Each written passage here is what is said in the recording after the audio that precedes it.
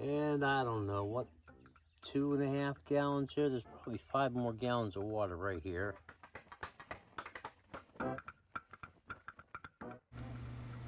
Well, here we are back at this barrel. I voice recorded over this because the dryer is running over at the corner of this house, and that noise was really annoying. Problem with this barrel, I laid it too low to the ground. You can't even stick a bucket underneath the spigot. You have to use a water hose to get the water out. I have here a strainer, a whole bunch of little holes. Came right out of Goodwill. Used to be a kitchen appliance. Keeps almost all the gunk out. Just a little bit gets down through, but not much.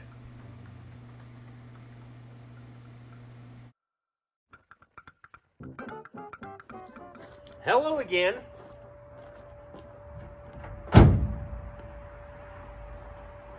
This carport drips a lot of water down into this barrel.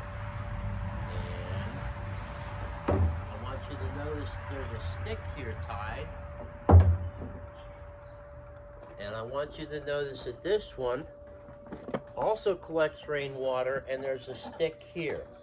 The sticks are very important because as this fills up with water, the tendency for chipmunks or squirrels to come looking for a drink of water is really big.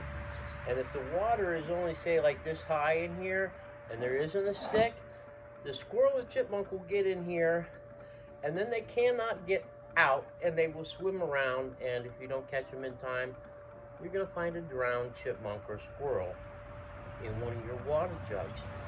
You stick that stick in there, problem solved.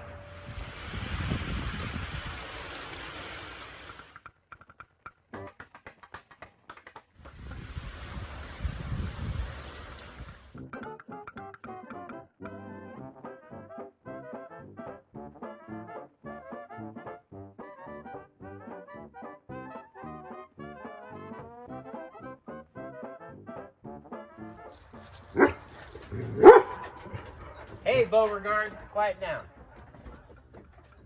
This here's the newest one that I just recently made not too long ago. This will have a little bit higher flow. It's not as good a flow as, say, an inline valve, which could be a lot bigger, but we'll turn that on and off. Nice little barrel.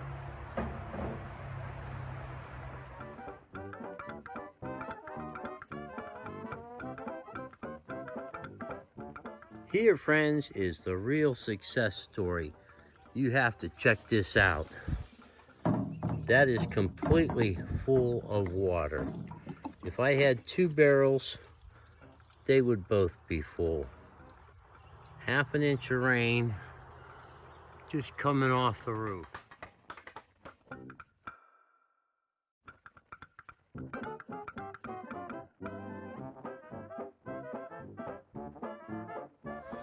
So, down from the roof, the rain gutter comes down. You have 4 barrels. Each one is a 55-gallon barrel.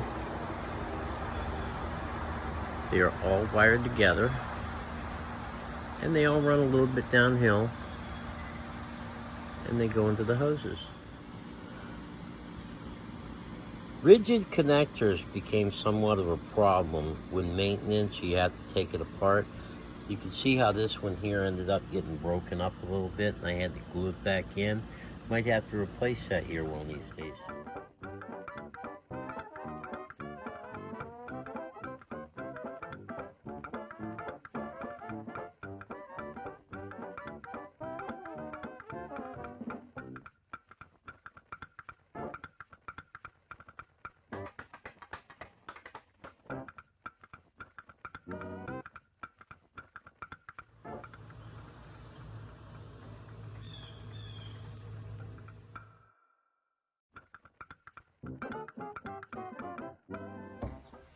This has this little tiny spout up here off a small portion of this roof off of the barn. And this is just laid down in here sideways. Another piece of thrift store technology. Don't know, that used to be some sort of kitchen device also. And now it is my strainer for all the rain that goes into the barrel. And of course right here's the on and off. I put this is a very low flow valve. If you want water to come out faster than a trickle, you need to do something else besides that. So that's that barrel I told you about. And this is the little piece of rain gutter from this little section of roof that feeds into here. And it just falls directly into that barrel. Not much. It takes a lot of storms to fill that up.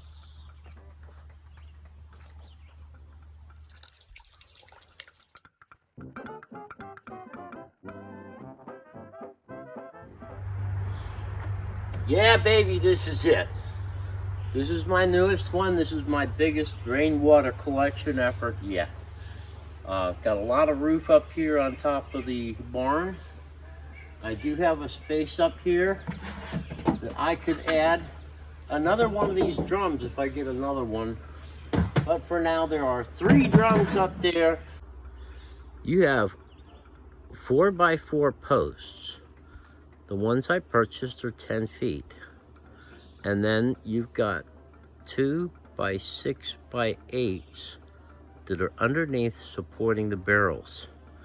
And there are 4 of those because 2 of the 2x6x8s go back and forth. And then the other 2 are cut into sections and are set underneath the barrels to support the weight of the barrels. Now, way up there, you have an overflow. And I put an overflow on that one also. As you'll notice, I just ran out of that type of pipe laying around, and I had an old piece of hose laying around, so hey, whatever works, you know. Now, quickly, this is the barn, and there was no rain gutter on it. So I had got some rain gutter, and I just slapped it up there with a couple of nails, and I tilted it down, and it sleeps down until it gets all the way to there. Oh, and I'm sure everybody likes to see this. This is the underside. I was talking about inline valves before. I want you to look at that. See, that is a big, wide opening, and it lets completely all of the water flow. I want you to also take notice of these tubes that I have in here. I learned in the backyard having something rigid that does not flex, does not bear through the winter as well. I am hoping that this allows barrels to move around. Everything up here can stay loose. It still doesn't leak, and everything works fine. Getting all the way down to the end. So here you go, the other end. Same hose. By the way, this is a leftover hose from a washing machine. I've had it for years. It sure did fit perfectly, and I finally get to use some piece of junk I have laying around for years now. And then this T-valve is right here. It's excellent to just, and that'll let the water out. I just drained the water earlier today. There's nothing in here, and I'm waiting for it to rain today. And that helps. Now, with the overflow that I was telling you about earlier, see, it comes down into here, into this big pond. I just happen to have it laying around. Or I can also fill up the pond by just sticking that hose down inside there, and I'll fill up the pond. The reason for that is I'm expecting these 3 barrels to quickly fill up in a few rainstorms. I'm sure hoping they fill up here the next day or 2, because we have had a dry week like you wouldn't believe. And we're going to get it down here into this big old freaking fish pond thingy that I had laying around the house. And then we can just open up this here valve and we can also get it, our water right out of there. Now, this fits your standard water hose, very similar to a standard water hose.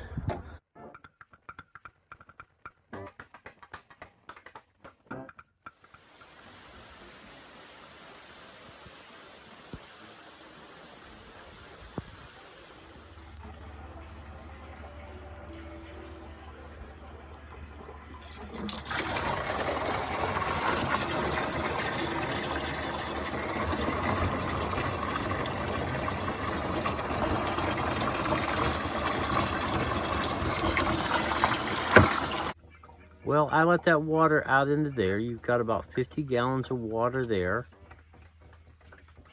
And I put about 5 in there and about 30 in that one.